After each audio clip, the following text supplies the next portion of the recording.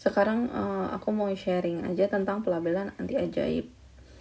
Pertama kita perlu tahu dulu definisi pelabelan anti ajaib. Kita punya graf G, dia simple graph, tidak mengandung titik terisolasi. Artinya apa? Kalau simple graph itu dia tidak berarah dan juga tidak ganda. Tidak ganda tuh artinya gini. Kalau aku punya titik nih dari A ke B, C, D, arahnya bebas gitu kan. Kok ini tidak ganda? Kenapa? Karena dari C ke A ke C cuma satu jalur. Dari A ke B ke A cuma satu jalur. Dari B ke D ke B cuma satu jalur gitu kan. Nah, kalau ganda itu kayak gini. A ke B punya dua jalur. Maaf, bukan jalur. Punya dua busur dari A ke B. Nah, di sini kita akhirnya butuh graf yang simple. Artinya double kayak gini nggak boleh. Terus dia juga butuh grafnya nggak terisolasi. Artinya apa? Nggak boleh ada titik sendirian di sini gitu. Kemudian premisnya adalah kita butuh F yang bijektif. F dari E ke 1, 2, E bijektif. Artinya kalau aku punya graf, ini kan dinomorin 1, 2 sampai banyaknya E. Berarti optionnya kita melabelkan dengan 1, 2, 3, 4 secara bijektif. Misalnya 4, 1, 2, 3. Ini boleh kan? Karena bijektif. Nah, kemudian untuk setiap U elemen VG, WU itu bobot dari U. Dan gimana cara ngitung bobotnya? Kita hitung skornya. Misal aku pilih, misalnya titik A, titik B, titik C, titik D.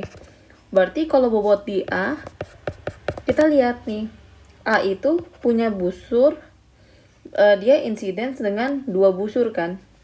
Busur yang bobotnya 3 dan busur yang bobotnya 4. Jadi busur yang dilabelkan 3 dan busur yang dilabelkan 4. Maaf, bukan bobot.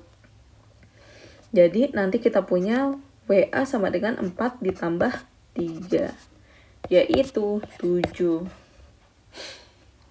WU itu adalah jumlahan dari busur-busur yang insidensi dengan U. Yang label busur-busur yang insidensi dengan U. Seperti tadi. Berarti kalau kita punya WD, itu artinya kita perhatikan busur DB dan busur DC. Busur DB nilai fungsinya adalah 2. Busur CD nilai fungsinya adalah 1. Maka dia punya bobot 3. Gitu. Nah, kemudian pelabelan F, di mana kita menamakan busur-busur ini dengan angka, itu disebut anti ajaib kalau untuk setiap UV di VG, WU tidak sama dengan WV.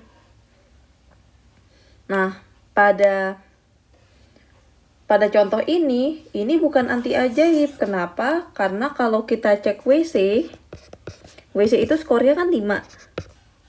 Kenapa? Karena pelabelan di AC ditambah pelabelan di CD. Kita dapat 5. Tapi WB juga jumlahnya 5. Kenapa? Karena 3 ditambah 2 sama dengan 5 gitu. Di sini kita di contoh ini bukan anti ajaib gitu. Gimana kita ubah ke anti ajaib? Kita bisa lakukan dengan misalnya melakukan urutannya. Mengubah urutannya sehingga kita bisa ketemu anti ajaibnya. Misal gimana ya? Mungkin tukar posisi. 4, 2, 1, 3. Kita sebut saja ini A aksen, B aksen, C aksen, D aksen. Kalau dengan pelabelan seperti ini, nanti kita ketemu kan WA aksen nilainya 4 tambah 3, 7. WB aksen nilainya 4. WD aksen nilainya 3. WC aksen nilainya 6. Nilainya berbeda semua, maka ini disebut pelabelan anti ajaib. Nah,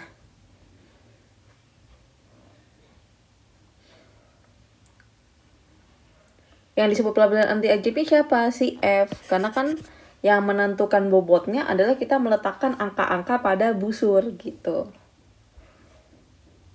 Kalau suatu graf kita ketemu pelabelan anti ajaibnya, dia disebut sebagai graf anti ajaib. Sebagai contoh, graf C4 ini, ini graf C4 ya. Graf C4 ini adalah pelabelan yang anti ajaib. Kenapa? Karena kita bisa temukan suatu peletakan angka pada busur-busur sehingga memenuhi syarat anti ajaibnya.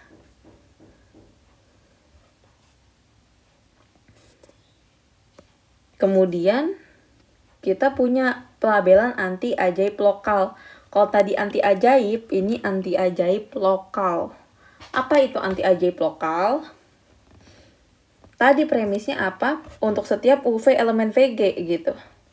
Tapi kalau untuk anti ajaib lokal, ada tambahan untuk setiap UV elemen VG, jika UV bertetangga, WU tidak sama dengan WV. Kalau tadi pelabelan anti ajaib hanya menyatakan untuk setiap UV elemen VG, bobotnya nggak boleh ada yang sama. Nah, kalau anti ajaib lokal lebih luas, yaitu kalau UV-nya bertetangga, WU tidak boleh sama dengan WV.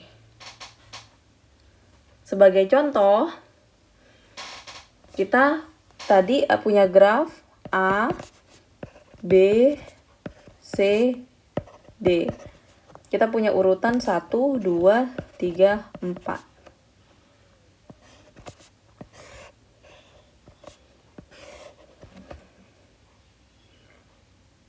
Kalau kita lihat,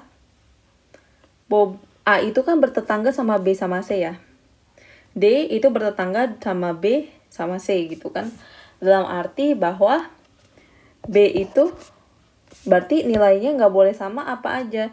Nilai WB tidak boleh sama dengan WA. Dan WB tidak boleh sama dengan WD kan. WA tapi WA ada syarat, dia nggak boleh sama dengan nilai WC, dan WC tidak boleh sama dengan WD. Ini semua harus dicapai sehingga kita punya pelabelan. Ini harus kita cek apakah pelabelan si G ini, graf G di atas nih, kira-kira dia anti ajaib lokal nggak ya? Kita perlu ngecek apakah WB ini tidak sama dengan WA. Kita cek ya. Kalau WB nilainya kan 1 ditambah 2, 3 kan. WA-nya nilainya 1 tambah 4, 5. Oke, ini terpenuhi. Kemudian WB tidak sama dengan WD, bener nggak?